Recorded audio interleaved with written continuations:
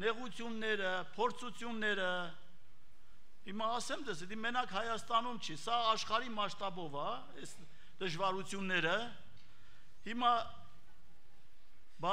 ինչ պետք է անենք մենք, որ այդ դժվարությունների մեջով հանգիստ անցնենք առանց տրտնջալու, առանց դժգոհելու, առանց իրար խառնվելու։ Կա ճանապարհ, թե չկա։ Ես չգիտեմ ձեր ընտրած ճանապարհը որն է, բայց ես ուզում եմ ավետարանով խոսանք այդ մասին։ Ես միտեղ պիտի կարդամ Հայտնության գրքից 3-րդ գլուխ 14 համարից կարդամ 3 համար։ Եվ Լավոդիկիայի մեջ եղած եկեղեցու հրեշտակին գրե, այսպես կսե ամենը հավատարիմ ու ճշմարիտ վկան Աստծո արարածների սկիզբը, գիտեմ քու գործերդ, որ ոչ պաղ ես ու ոչ տաք, երանի թե պաղ լիներ կամ տաք, ուստի դու որ գաղջ ես ու ոչ տաք, ոչ ալ պաղ, քեզ բերանես դուրս փսխելու վրա եմ, քանզի կսես ես հարուստ եմ ու մեծացա եւ բանի մը կարոտ չեմ,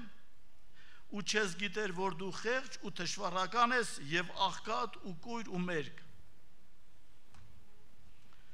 Լավոդիկիայի եկեղեցուն Տերը գրում է,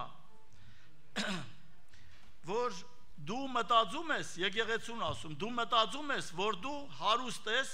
մնացածի վրա չեմ ուզում կանգնեմ, ուղղակի ես հարուստ լինելու եւ աղքատ լինելու։ Ասում է դու մտածում ես, որ դու հարուստ ես, բայց Տերը ասում է, ես տեսնում եմ, որ դու աղքատ ես։ Հիմա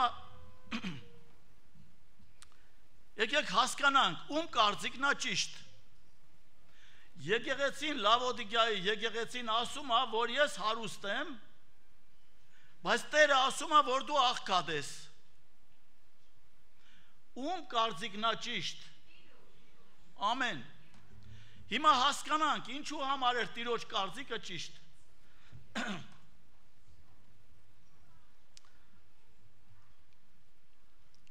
Գիտեք խնդիրը ինչումն է։ Հիմա վերցնենք, ասենք, ով է աղքատ։ Ես հոգևոր իմաստով նկատի ունեմ,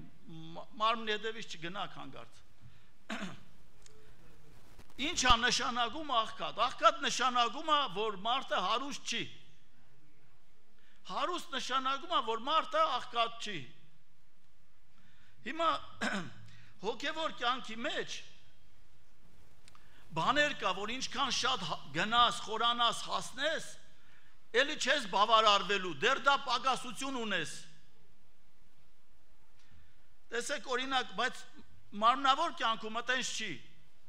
Հիմա ասենք օրինակ եմար մարմնավոր կյանքում ջուրը լավ բան է, չէ՞, ջուրը։ Գնաք մի փոքր գետակի ափին նստեք, այդ ջրի ձայնը ավելի է քեզ հանգստացնում, չէ՞, լավ ես զգում քեզ։ Բայց շատ ջուրը ով է ուզում։ Շատ ջուր։ Ոչ մեկը չի ուզենա։ Ինչու, որովհետև շատ ջրերի մեջ դու կարող ես խեղդվես։ Հիմա ասենք օվկիանոս է, ծով է, չգիտեմ։ Այսինքն քիչ ջուրը լավ բան է, բայց շատը մարդուն մահ է պատճառում։ Այսինքն լավ չի։ Հիմա ասում ենք արևը լավ բան է, չէ՞, բայց երբ որ մի քիչ ավելի արևի ազդեցությունը շատանում է, չեք ուզում։ Ասում եք, վայ խեղդվեցինք, այս ինչ է, բա որ մի քիչ ավելի շատանա, բա որ դու ուզենաս մոտենաս արևին, մահա։ Հիմա, բայց հոգևոր կյանքի մեջ մի հարց կա, մի խնդիր կա, որ ինչքան շատ դրան մոտենաս, վայելես, ավելի շատ ես փափագում։ Ինչն է դա։ Դա Քրիստոսի շնորհքն է։ Հիմա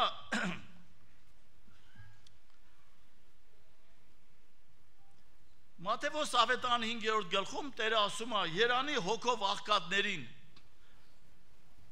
բայց սա անհատական վերաբերմունք է հոգու աղքատության համար, բայց եկեղեցուն ուղված Տերը ասում է, որ դու աղքատ ես, այսինքն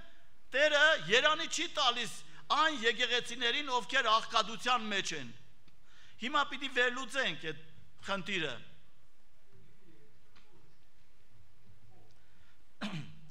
Մատթեոս ավետարանի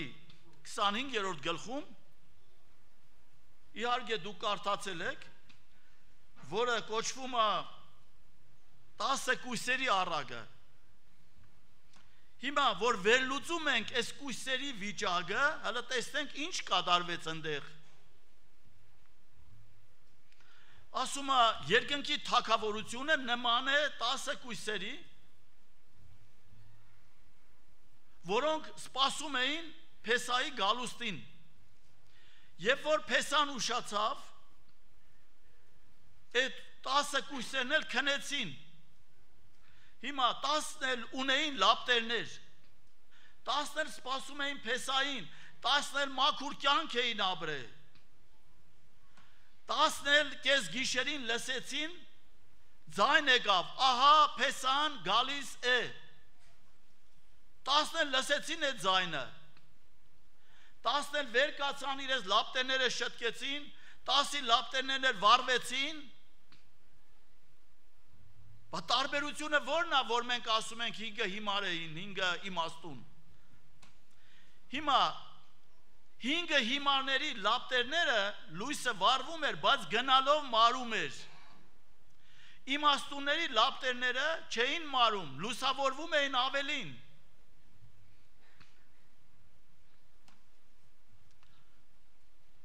Հիմա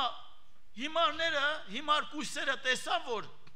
իրենց լապտերների մեջի յուղը շատ քիչ է։ Եվ նրանք որոշեցին, որ իրենց լապտերների համար գնան յուղ գտնեն։ Գիտեք, յուղը ինչ է, խորհրդապատկերի համակարգում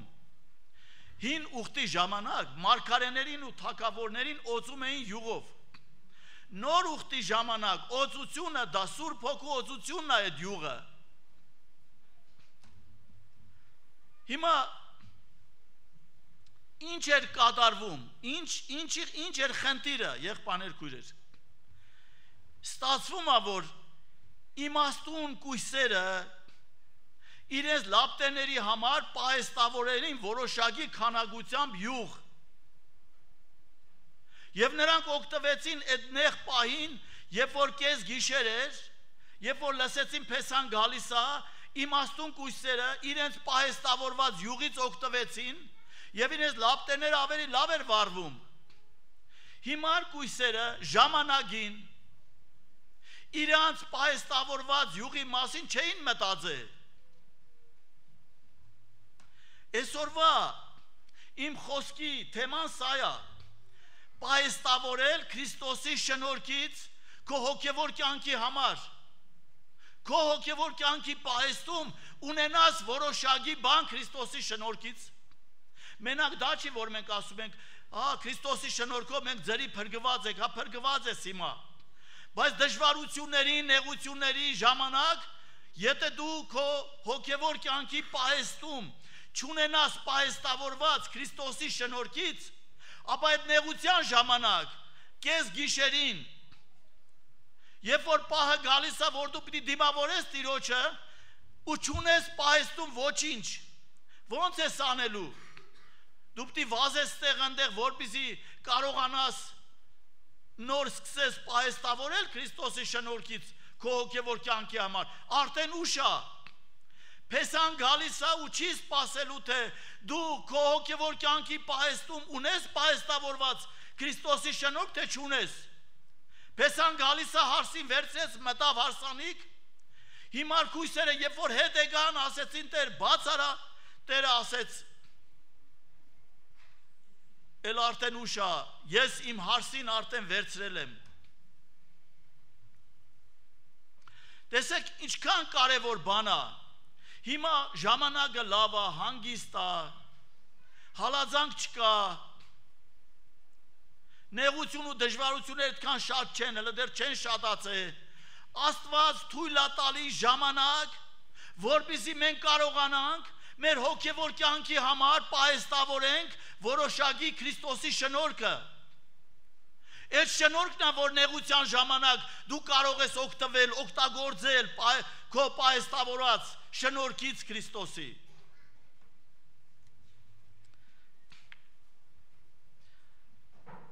Մեկ ուրիշ դեպք եմ ուզում հիշենք, որպեսզի մենք ավելի լավ պատկերացում կազմենք։ Գործք առաքելոցում 5-րդ գլխում գրված է, երբ որ առաքյալները ժողովրդին ասում էին, որ եթե ձեր ունեցվածքը ունեք, ծախեք, բերեք, որպեսզի ով ինչքան կարիք ունի, այդ գումարը պահեստավորենք, որպեսզի Աստծո ժողովուրդը, ով ինչի պակասությունը զգա, մենք կարողանանք օգտվել դրանից։ Եվ Անանյան ու Սապիրան իրանց հողամասը ծախեցին, մտածեցին, բերեն առաքյալներին տան այդ հողամասի գնից, մտածելով, որ մի մասը պահենք մեզ, մի մասը տանք առաքյալներին։ Ինչի համար էին պահում այդ մի մասը։ Նրանք մտածում են, որ իրանց, ոնց որ մեր շատ մեծահասակներ կան, ասում են, նեղության օրվա համար մի քիչ պահեմ, էլի ես բարձից տակ մի բան դնեմ, թող մնա։ Անանյան ու Սապիրանն էլ դեց մտածում։ Նրանք այդ գումարի կեսը տվեցին առաքյալներին, կեսը պահեցին իրանց։ Բայց երբ որ առաքյալը ասեց, ես գնով եք վաճառել ձեր ագարակը, իրանք ասեցին այո։ Եվ ինչի համար էին պահել այդ գումարը։ Գիտեք, մտածում էին, երբ որ մի դժվարություն գա, մենք կարողանանք օգտվենք այդ մեր պահած գումարից։ Բայց հասան դրան։ Չհասան։ Հիմա տեսեք, ինչու համար է մարդը, երբ որ հանդիպում է դժվարությունների, նեղությունների, հիմա խառնվում է իրար։ Պատճառը ինչ է, ինչու համար է մարդը իրան կորցնում։ Գիտեք ինչի համար, որովհետև մարդը մտածում է ոնց անի ինքը իր ուժերով այդ դժվարությունից ազատվի։ Եվ քանի որ հասկանում է, որ ինքը իր ուժերով չի կարող ազատվի, սկսում է գլուխը կորցնել, խառնվում է իրար։ Եվ ինչու է խառնվում իրար, որովհետև պահեստավորված իր հոգևոր կյանքի համար, իր հոգևոր կյանքի պահեստում ոչինչ չունի հոգևոր։ Դա է պատճառը, որ մտածում է, որ ինքը չի կարող ազատագրվի, հիմա ինչ անի, գլուխը կորցնում է։ Մի հետաքրքիր դեպք եմ հիշում տարիներ առաջ։ Մի հատ ուկրաինացի ընտանիք էին, իմ հեռախոսի համարը որտեղից էին գտել չգիտեմ, զանգեց ինձ, ասեց ուզում եմ քեզ հետ հանդիպեմ։ Ես էլ համաձայնվեցի, եկա մեր տուն։ Խոսալու ընթացքում հասկացա, որ այս ուկրաինացի եղբայրը Եհովայի վկա է։ Հիմա սկսեցինք զրուցել, ինչ ինքը գիտեր, ինչ ես ասում էի ավետարանից։ Երկար խոսելուց հետո ասեց կլնի էլի հանդիպենք, ասի մեծ սիրով։ Չերկարացնեմ մի 3-4 անգամ, թե 5 անգամ եկավ հանդիպեցինք, վերջում որոշեց, ասեց ես պիտի գնամ հիմա Եհովայի վկաներին խայտառակ անեմ, որովհետև իրանք ինձ սխալ բաներ են սովորացրել։ Ես թույլ չտվեցի իհարկե, ասի եղբայր, դու հələ լավ սովորի լողալ, որպեսզի կարողանաս խեղդվածին փրկես։ Հələ դեռ քո ժամանակը չի, համաձայնվեց, եկավ եկեղեցի, ընտանիքով ապաշխարում էին, մոտ մի տարի եկեղեցում էին, մի օր զանգեց ինձ հեռախոսով, ասեց եղբայր, ինձ գործից ազատում է իմ գործի տերը, չգիտեմ ինչ անեմ, և ինձ ահագին գումար է պարտք, չի ուզում տա, ինձ ասում է գնա որտեղ ուզում ես բողոքի։ Հիմա այդ եղբայրը աշխատում էր մի տեղ, որտեղ վաճառում էին պատուհաններ, թանգանոց։ ինչքան շատ վաճառեր, իրան դրանից տոկոս էր գալիս։ Եվ ամեն մի պատուհանը արժեր $25,000, որ կրագեն, քարով խփեն, չի կոտրվում այդ պատուհանները։ Դե բնականաբար սովորական մարդիկ չեն կարող առնեն այդ պատուհանները։ Որտեղ գնացել է, որ հաճախորդի տունը գնացել է, բոլորը առել են իրանից պատուհաններ։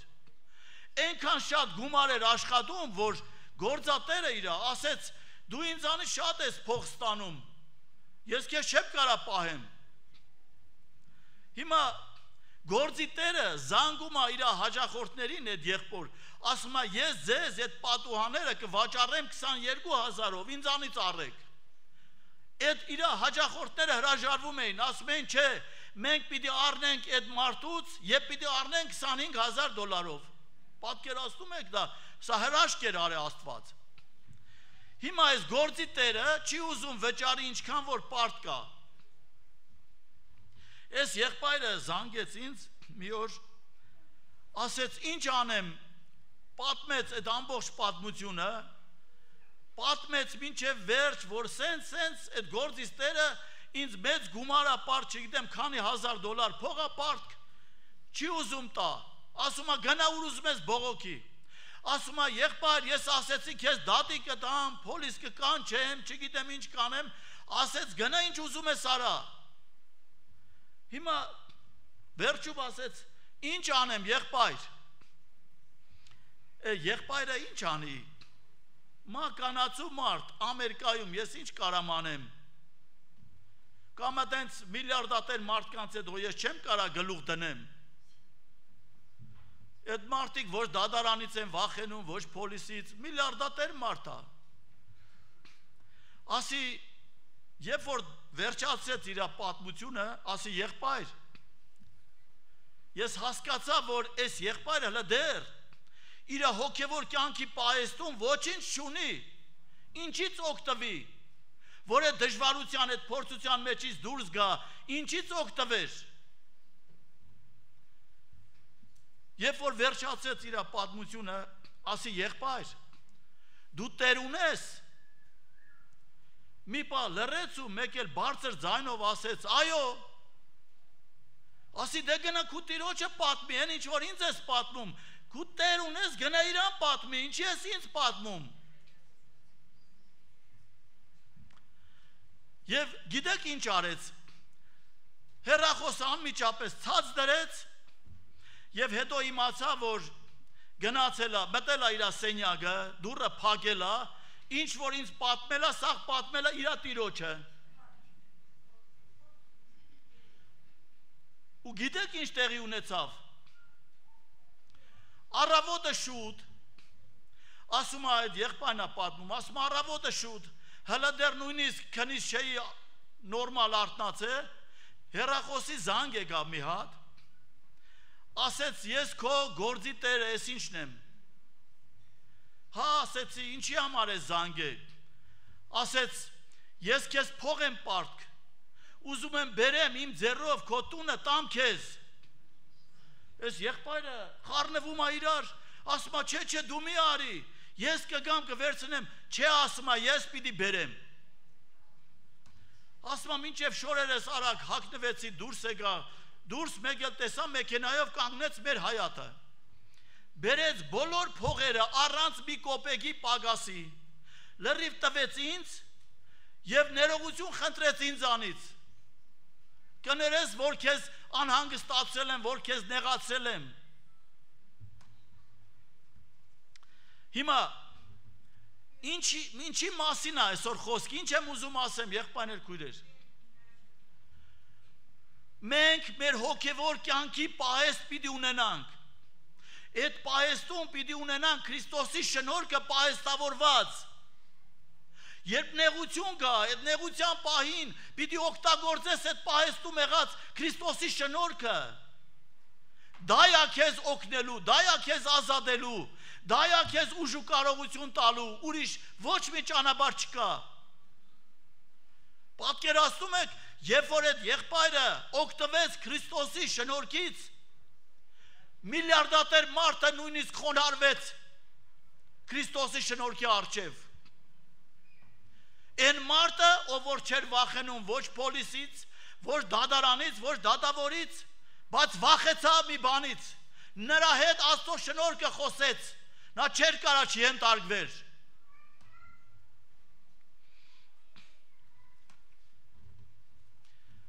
Մեկ ուրիշ տեղ պիտի ավետարանից հիշենք։ Մատթեոս 25-րդ գլխում այնտեղ գրած է, մենք հաճախ ասում ենք տաղանների առակը։ Ուրեմն մի հարուստ մարդ կանչում է իր ծառաներին, ասում է մեկին տալիս է 5 տաղանդ, մյուսին 2, մյուսին 1, եւ ինքը ասում է, «Էս օգտագործեք այս տաղանները, որ ձեզ տալիս եմ, մինչև ես վերադառնամ»։ Հիմա գալիս է օրը, այդ հարուստ մարդը վերադառնում է, կանչում է իր ծառաներին պահանջելու, իմ տվածը ինչ է կարել։ 5 տաղանդ ունեցողը գալիս է, ասում է, Տեր, քո տված 5 տաղանդի վրա 5 էլ եմ շահել։ Տերը ասում է, ապրես բարի եւ հավատարիմ ծառա, մտի քո տիրոջ ուրախության մեջ։ 2 տաղանդ ունեցողը գալիս ասում է, Տեր, քո տված 2 տաղանդի վրա 2 էլ եմ շահել։ Տերը ասում է, ապրես բարի եւ հավատարիմ ծառա, մտի քո տիրոջ ուրախության մեջ։ Եվ վերջապես գալիս է 1 տաղանդ ունեցողը։ Ինչ է ասում տիրոջը իրա։ Ասում է, Տեր, ես գիտեի դու ով ես, որտեղ չես ցանել, խաղում ես, որտեղ սերմանել ես, հնձում ես։ Ես գիտեի, որ դու տենց խիստ մարդ ես։ Քո տվածը տարել եմ, պահել եմ, հեսա բերել եմ։ Քո տվածը տալիս եմ քեզ։ Ինչա, Տերը ասեց ապրես, Տերը ասեց մտի քո տիրոջ ուրախության մեջ, ոչ։ Ինչ ասեց Տերը։ Ասեց չար եւ ծույլ ծառա։ Գիտեիր, որ ես ուզում եմ հնձեմ, որտեղ չեմ ցանը եւ այլն եւ այլն։ Դու ինչու իմ տվածը չօգտագործեցիր։ Դու այսօր ոչինչ չես պահեստավորել քո հոգեվոր կյանքի աշխարհում, քո պահեստում ոչինչ չունես։ Ոնց ես ուրախանալու հիմա։ Ասեց հանեք դրան դրսի խավարը, այնտեղ պետք է լինի լալ եւ ագրաների կրճտոց։ Ինչու, եղբայրներ քույրեր, որովհետև այդ մի տաղանդ ունեցող այդ ծույլ ծառան ամբողջ իր հոգևոր կյանքի ընթացքում իր հետագայի մասին ոչինչ չէր մտածել, նա ոչ մի բան չէր պահեստավորել, այդ մեկը կար, այդ էլ չէր օգտվել, տարե պահել էր։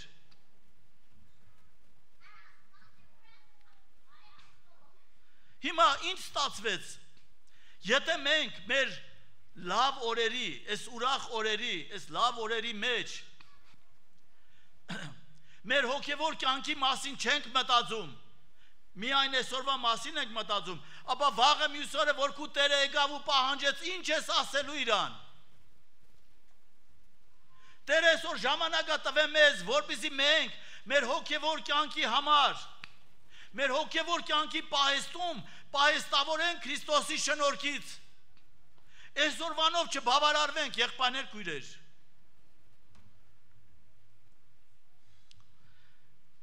Երկրորդ Կորինթացիս թղթից մի դեպք հիշենք։ Դուք Պողոս առաքյալին գիտեք, չէ՞, ճանաչում եք իրան։ Պողոս առաքյալը մի օր ընկավ մի ծանր փորձության մեջ։ Եվ գրված է, ինչ արեց Պողոս առաքյալը։ Պողոս ասում է, որ 3 անգամ աղաչեցի Տիրոջը, որ այդ սատանայի հրեշտակը, որ եկել է ինձ նեղացնում է, ինձ ազատեց սատանայի հրեշտակից։ Հիսուսը հոչ ասեց, վայ, Պողոս ջան, քանի որ դու իմ ամենալավ առաքյալն ես, եսա գալիս եմ քեզ ազատեմ, չմտածես։ Հա, դենց ասեց։ Էն էլ Պողոսը Են էլ որ ոչ թե աղոթելը, ասում աղաչում էի Տիրոջը, որ ինձանից այդ սատանա երեշտագին հեռացնի։ Այդ Տերը չհեռացրեց սատանա երեշտագին։ Փոխարենը դրան Տերը Պողոսին ինչ ասեց։ Ասեց Պողոս, իմ շնորհքը հերիք է քեզի։ Երբ որ Պողոսը նայեց իր հոգևոր կյանքի պահեստին, տեսավ որ պահեստավորված Քրիստոսի շնորհքը ունի ինքը։ Եվ օգտվեց այդ շնորհքից։ Եվ հետո ինչ է գրում Պողոս առաքյալը դրանից հետո գիտեք։ Պողոսը քանի որ ուներ պահեստավորված շնորհք, այն օգտագործեց եւ ինչ ասեց։ Պողոսը ասեց որ երբ որ ես հանդիպում եմ տկարությունների, բարձենում եմ, ուրախանում եմ, հետաքրքիր է, այդ սատանայի հրեշտակը իրան նեղացնում էր, հիմա դրանից հետո ինքը ասում է, երբ որ ես հանդիպում եմ տկարությունների, փորձությունների, ուրախանում եմ, ինչու համար է ուրախանում, որովհետև ասում է Քրիստոսի զորությունը իմ վրա է հանգչում այդ ժամանակ, ինչու է հանգչում, որովհետև ինքը պահեստում ունի Քրիստոսի շնորհքից, վերցնում է, օգտագործում է եւ ուրախության մեջ լողում է, ասում է որ Տիրոջ զորությունը իմ վրա հանգչեց, ինչ օրհնյալ բան է տկարությունները Պողոսի ասելով, ինչ օրհնյալ բան է տկարությունները ու դժվարությունները, որ Պողոսը արդեն սպասում է, ուզում է իր վրա գա տկարություններ, ուզում է իր ինքնագնի դժվարությունների մեջ, որպեսզի Քրիստոսի զորությունով դուրս գա դրա մեջից եւ ուրախանա։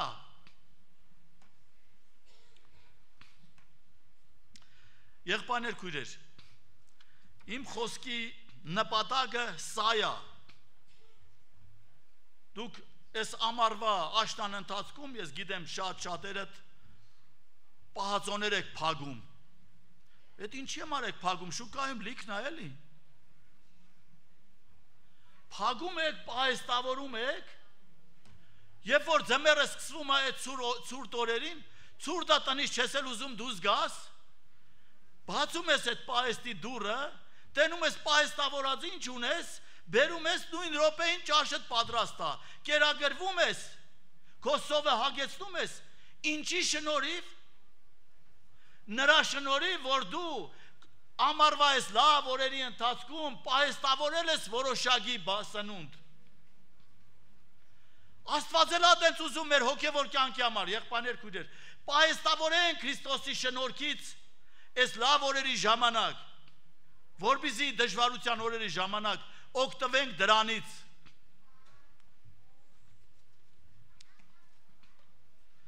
Ծննդոց 41-րդ գլխում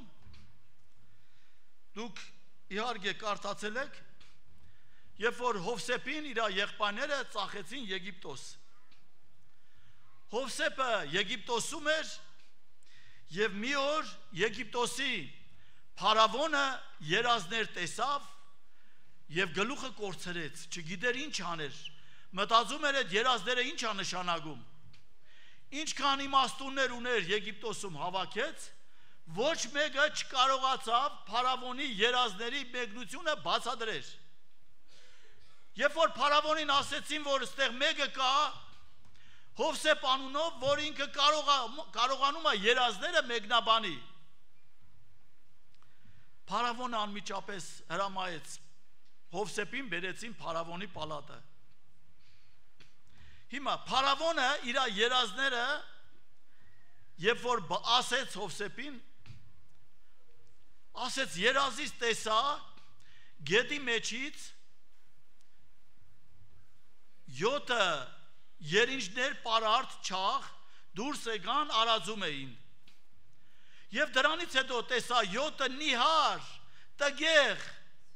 երինջներ դուրս եկան եւ այդ պարարտ երինջներին կերան։ Դրանից հետո տեսա 7 նիհար պարարտ հասկեր, հետո 7 նիհար հասկեր դուրս եկան այդ պարարտ հասկերին կերան, կուլ տվեցին։ Հիմա Հովսեփը մեկնաբանում է փարավոնին երազը, ինչ է նշանակում դա։ ասում է փարավոնը թող ապրած կենա 7 պարարտ երիջները 7 առատության տարիներ են այդ 7 առատության տարիներից հետո գալու է 7 սովի տարիներ եւ նույնը հասկերի համար ասում 7 պարարտ տարիներ հետո 7 նիհար տարիներ հիմա Փարավոնի խորհուրդ է տալիս Հովսեփը ասում է Փարավոնը թող գտնի իմաստուն մարդկանց եւ դնի իր կառավարությունում առատության 7 տարիների ժամանակ պաշար հավաքեն, պահեստավորեն, որպեսզի երբ որ գա 7 սովի տարիները Փարավոնը կարողանա իր ժողովրդին կերակուր տա։ Եվ Փարավոնը ասում է Հովսեփի համար իր ծառաներին ասում է ով կարող է գտնել Հովսեփի նման մեկին, որի ներսիդին Աստծո հոգի կա։ Եվ Հովսեփին դնում է իր կառավարության վրա որպես կառավարիչ։ Դրանով ավարտվեց Հովսեփի գործը։ Իհարկե ոչ։ Ինչ արեց Հովսեփը։ Հովսեփը հրամայեց մեծ շտեբարաններ կառուցեն, սարքեն, առատության տարիներին, այդ 7 տարիներին ինչքան պաշար հավաքվեց, պահեստավորեց Հովսեփը։ Եվ ահա 7 առատության տարիները վերջացավ, սկսվեց սովի տարիները, եւ Հովսեփը ոչ միայն Աստված Հովսեփի միջոցով կերակրեց ամբողջ Եգիպտոսը, այլև Հովսեփի ազգատոմին Հովսեփը բերեց եւ Եգիպտոսում իրանց կերակրեց, քանի դեռ սովի տարիներ էր։ Տեսնում եք, Աստծո հոգի ունեցող Հովսեփը ինչ արեց եղբայրներ քույրեր։ Պահեստավորեց առատության տարիների ժամանակ, պահեստավորեց որոշակի սնունդ, հացահատիկ եւ այլն եւ այլն։ Եվ Եգիպտոսի ժողովուրդը սովի չմատնվեց եւ Իսրայել ժողովուրդը սովի չմատնվեց։ Հիմա կարող է մտածեք, ասեք հիմա հոգևոր կյանքի մեջ ինչ կարող է լինի, որ մենք ինչ կարանք պահեստավորենք, ինչու պահեստավորենք։ Ես մի համար պիտի կարդամ խոսքիս վերջում եւ ավարտեմ։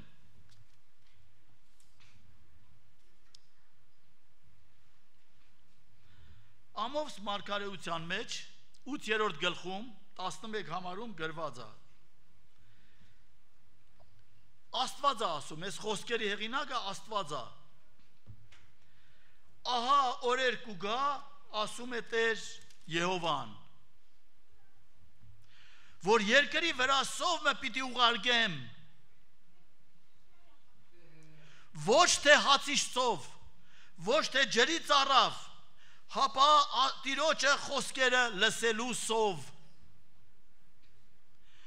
Սա այս խոսքերի հեղինակը Աստված է, լինելու է, պիտի կատարվի դա։ Եվ այն ժամանակ ասում է, շատ քրիստոնյաներ պիտի վազեն տեղից տեղ, որպեսզի գտնեն մի եղբայր, որպեսզի իրանից լսեն Աստծո խոսք։ Տեսակ որ այդ հիվանդությունը, որ տարածվել էր, այդ կորոնա կոչվածը,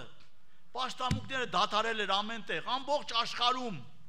մենակ ստեղ չէ։ Ամբողջ աշխարհում արգելվեց հավաքվել ու պաշտամունքներ անելը։ Եվ երբ որ սկսեցինք պաշտամունքներ անելը, նկատեցինք, որ շատ հոգիներ տգարացած են, չէին ուզում գան պաշտամունքի, մինչև համոզեցինք, որ գան պաշտամունքը, որպեսզի շարունակվի։ Ինչ էր պատճառը, եղբայրներ քույրեր։ Զրկվել էինք Աստծո խոսք լսելու հնարավորությունից։ Եվ դրա համար Տերը ասում է, օրեր պիտի գա, որ երկրի վրա սով պիտի ուղարկեմ։ Եվ այդ սովը ոչ թե հացի սով է ու ջրի ծառավ, հապա Աստծո խոսքը լսելու սով։ Եթե դու քո հոգևոր կյանքի պահեստում ոչինչ չունես պահեստավորված, այս առատ օրերի ժամանակ, ապա այդ սովի տարիներին դու պիտի եղբայրների փնտրես ու չես գտնելու, ինչ ես անելու այդ ժամանակ։ Այսօր ժամանակը պահեստավորելու հոգևոր կյանքի համար պաշար սնունդ Քրիստոսի շնորհքից, որպեսզի երբ որ պահը գա Պողոս առաքյալի նման դու էլ ուրախանաս, ասես այս տգարությունների, այս փորձությունների համար ուրախացել եմ, որովհետև օգտվեցիր Քրիստոսի շնորհքից, այն շնորհքից, որը քո հոգևոր կյանքի պահեստում ունեիր։ Եվ Տիրոջ զորությունը կհանգչի քո վրա, ու դու չես վախենա ոչ մի բանից։ Եղբայրներ, քույրեր, այսօր ժամանակը տվե Աստված մեզ բոլորիս։ Ինչի ժամանակ։